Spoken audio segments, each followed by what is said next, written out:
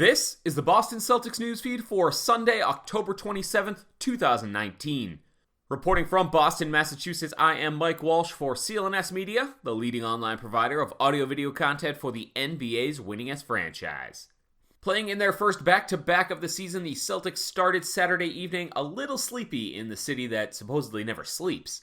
But in time, Boston did manage to dominate the second half and roll by the Knicks 118-95.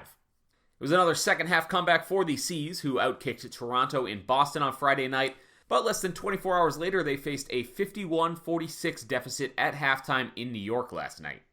Kemba Walker came up big once again, though. The newest Celtic star hit back-to-back threes as part of his 7-tray performance. Happened right around the 8-minute mark of the third and gave Boston its first second-half lead, 63-60. While rookie RJ Barrett did give the Knicks a slight edge later in the quarter, it closed all green. Boston finished the quarter on a 10-4 run, taking an 82-76 lead into the final frame, and that was when the real run started. Boston's second unit went to work with Grant Williams and Carson Edwards contributing to an 8-0 streak to open the fourth quarter.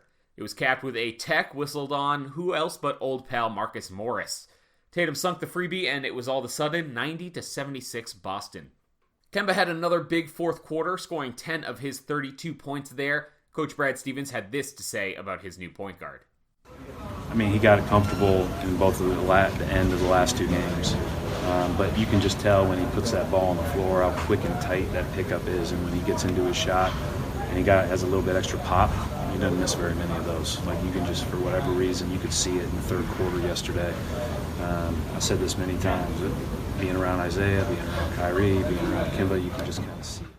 You can see video on Stevens, Marcus Smart, Kemba himself, and rumor has it, even a chat with Celtics superfan Donnie Wahlberg on the YouTube page, youtube.com/CLNSmedia. The Celtics even got a Taco Fall dunk in the big man's first NBA game action. And when the 7'6" victory cigar is lit, you know the C's more than covered the -6 line in this one.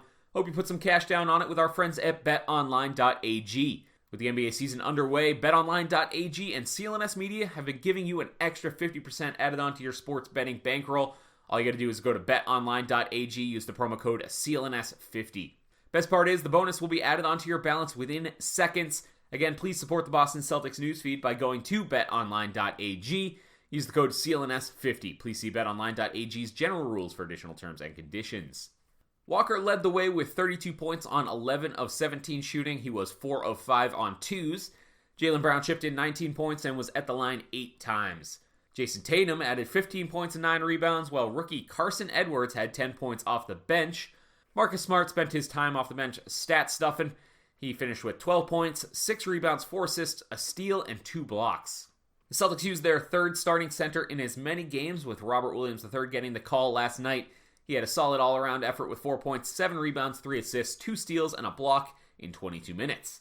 RJ Barrett was the Knicks' top man with 26 points. Marcus Morris had 12 for his new squad. Boston improves to 2-1 on the season, has a few days off here, but a big one looming.